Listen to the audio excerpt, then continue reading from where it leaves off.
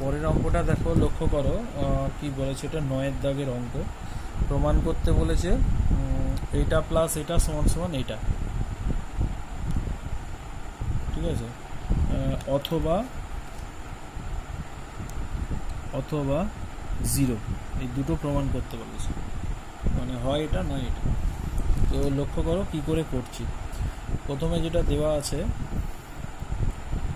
cos a plus cos b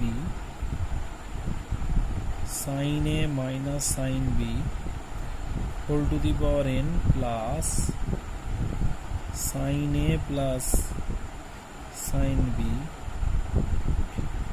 cos a minus cos b whole to the power n।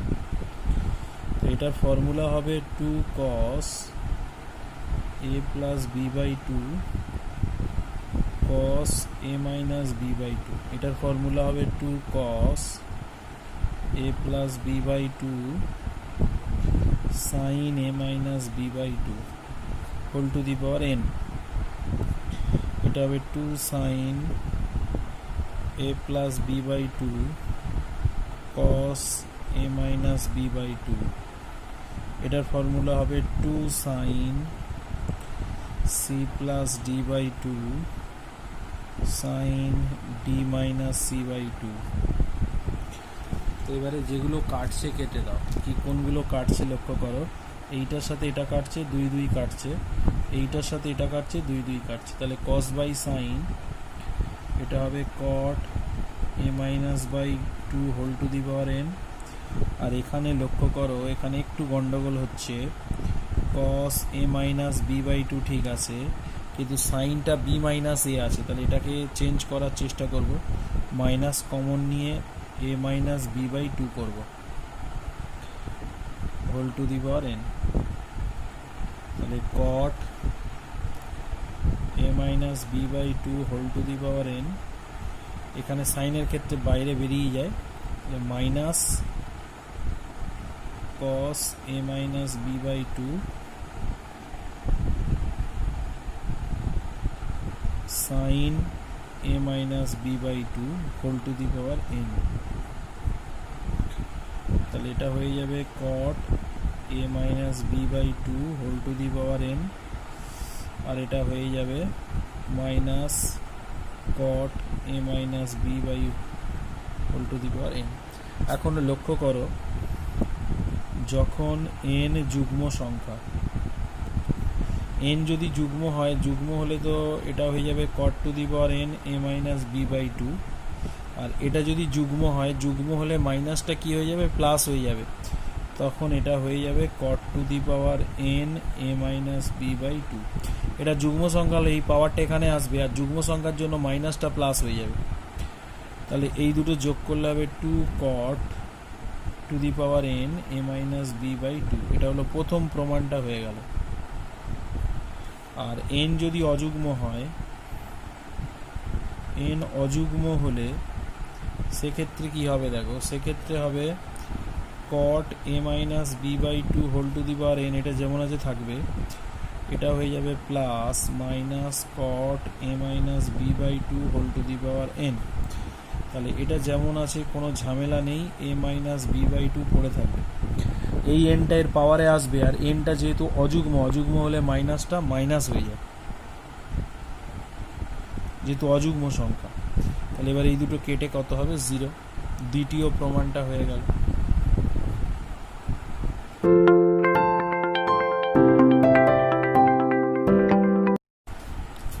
আচ্ছা, 10-এর দাগের অঙ্কটা sign এ sign বির মান দেওয়া আছে, এটার মান বের করতে বলে। তো কি করে করছি দেখো, লেফট হ্যান্ড সাইড বলে শুরু করছি। tan a plus b by 2 cot a minus b by 2। এটা হয়ে যাবে sin a plus b by 2 cos a minus b by 2। এটা হয়ে যাবে cos, মানে tanটাকে sin cos এ ভাঙলাম, আর cotটাকেও sin cos sin এ ভাঙলাম। এবার এই দুটোকে সূত্রে ফেলতে গেলে ওপরে 2 দিয়ে নিচে 2 দিয়ে গুণ করব। তাহলে কিসের formula, 2 sin a cos b। সূত্র কি, sin a প্লাস b, এটা a এটা b প্লাস এটা যোগ সাইন এ মাইনাস বি, এটা বি, তাহলে sine A plus B by two minus A minus B by two. একইভাবে two cos A sine B, সূত্র হবে সাইন এ প্লাস বি, এটা যোগ এটা মাইনাস সাইন এটা মাইনাস এটা a plus B by two minus A minus B by two. তাহলে এটা ক্যালকুলেশন করলে হবে এ, এটা যোগ বিয়োগ করলে হবে সাইন বি, একইভাবে এটা যোগ বিয়োগ করলে হবে সাইন এ, এটা যোগ বিয়োগ করলে হবে সাইন বি। সাইন এর ভ্যালু দেওয়া আছে 1/√2, এটার ভ্যালু দেওয়া আছে 1/√3, এটার ভ্যালু দেওয়া আছে 1/√2, এটার ভ্যালু দেওয়া আছে 1/√3। এটা লসাগু করে যোগ বিয়োগ করলে এটা হবে √3 প্লাস √2, নিচে হয়ে যাবে √3 মাইনাস √2, আর লসাগু দুটো কেটে যাবে। এটাকে করণী নিরসন করতে হবে, √3 প্লাস √2 ইন্টু √3 প্লাস √2, নিচে হবে √3 মাইনাস √2, √3 প্লাস √2। এবার এই ক্যালকুলেশনটা আমি আর করছি না, ডাইরেক্ট উত্তরটা লিখে দিচ্ছি, তোমরা একটু নিজেরা ক্যালকুলেশনটা করে নেবে।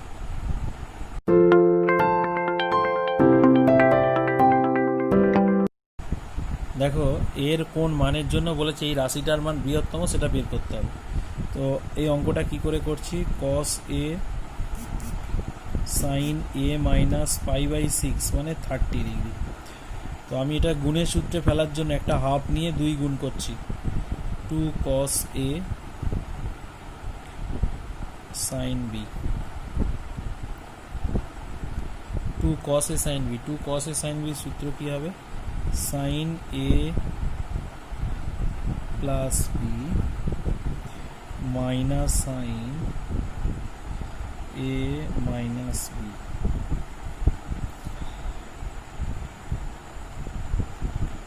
এটা হবে sin 2a minus 30 degree, a কেটে যাবে, এটা হবে sin 30 ডিগ্রি। তাহলে এটা হবে half sin 2a minus 30 degree, sin 30 মানে হাফ। তো লক্ষ্য করো এই যে রাশিটা এসেছে, এই রাশিটার মান সবচেয়ে বড় কখন হবে, যদি এইটা সবচেয়ে বড় হয়। একমাত্র এটাই তো ভেরিয়েবল, এইগুলো সব কনস্ট্যান্ট, তার মানে এই রাশিটাই একমাত্র সবচেয়ে যদি বড় হয় তাহলে এই রাশিটার মান সবচেয়ে বড় হবে। তাহলে এখন প্রদত্ত রাশির মান বৃহত্তম হবে কখন হবে না, যখন সাইন 2a মাইনাস 30 ডিগ্রি এর মান বৃহত্তম হবে। তাহলে এইটার বৃহত্তম মান কত, সাইন 2a মাইনাস 30 ডিগ্রি, এটার বৃহত্তম মান, এটাকে যদি আমি থিটা ধরি, সাইন থিটার সবচেয়ে বড় মান কত, 1। তাহলে এখান থেকে আমি পেয়ে যাব সাইন 2a মাইনাস 30 ডিগ্রি,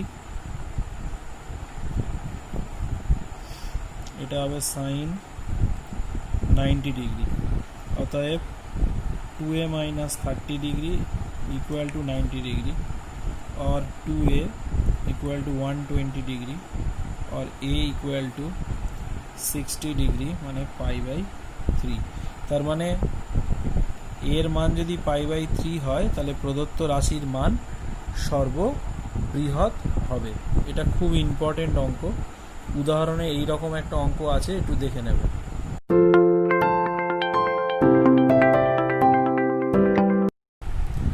আচ্ছা 12 দাগে যে অঙ্কটা বলছে থিটা দুটো ভিন্ন মান θ1 আর θ2, মানে থিটার দুটো মান দেওয়া আছে θ1 আর θ2, মানে যেহেতু থিটার মান এই দুটো, মানে থিটার জায়গায় θ1 এবং থিটার জায়গায় θ2 দুটোই বসানো যেতে পারে, এবং θ1 আর θ2 এর মানের রেঞ্জ দিয়ে দিয়েছে। θ1 বলেছে 0 থেকে 2π এর মধ্যে, মানে 0 ডিগ্রি থেকে 360 ডিগ্রির মধ্যে, আর θ2 মানও 0 ডিগ্রি থেকে 360 ডিগ্রির মধ্যে, 2π দেওয়া।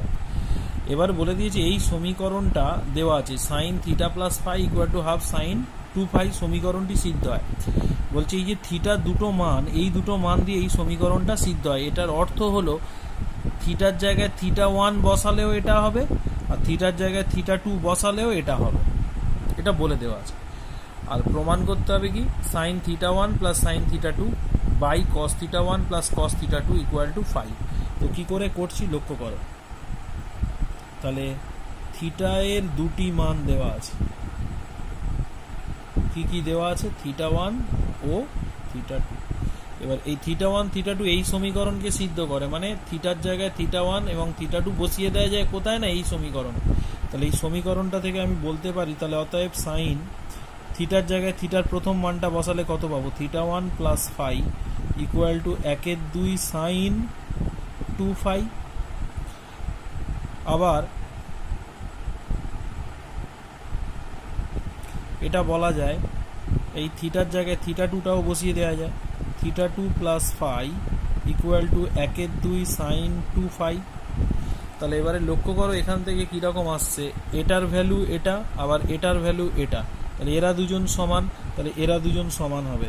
অতএব sign theta 1 plus 5 equal two sign theta 2 plus 5। এবার এখানে একটা রেজাল্ট ইউজ করব, কীরকম, এটা ওটা বোঝানোর সুবিধার জন্য করে নিচ্ছি। দেখো সাইন 180 ডিগ্রি মাইনাস থিটা সমান কত হবে, সাইন এটা হবে 2 ইন্টু 90 ডিগ্রি মাইনাস থিটা। দ্বিতীয় পাদে সাইন পজিটিভ, জোড় সংখ্যা থাকার জন্য।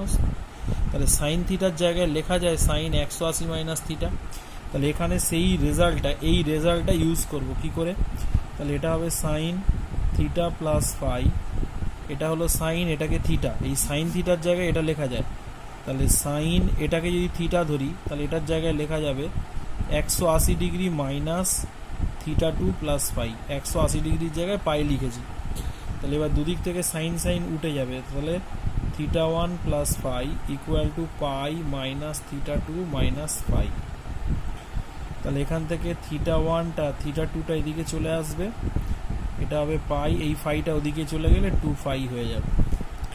এবার দুদিকে 2 দিয়ে ভাগ করে দেবো, থিটা 1 প্লাস থিটা 2 বাই 2, একেও 2 দিয়ে ভাগ করলে এটা হবে পাই বাই 2, আর একে 2 দিয়ে ভাগ করলে আসছে 5। তাহলে এইটা আমরা বের করে রাখলাম, এটা আমাদের অঙ্কে কাজে লাগবে। এবার যেটা প্রমাণ করতে বলেছি তার লেফট হ্যান্ড সাইডটা লিখে নিলাম, sine theta 1 plus sine theta 2 cos theta 1 plus cos theta 2, এইটা ইকুয়াল টু কট 5 প্রমাণ করতে বলে।